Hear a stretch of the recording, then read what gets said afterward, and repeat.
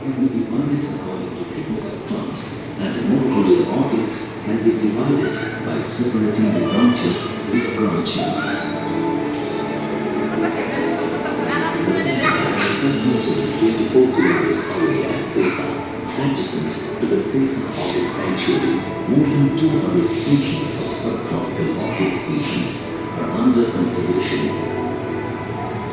The sanctuary is the lone orchid sanctuary in our country, spread over 105 kilometers and bigger than 100 meters above sea level. The sanctuary has heavy slopes, deep gorges, and waterfalls, housing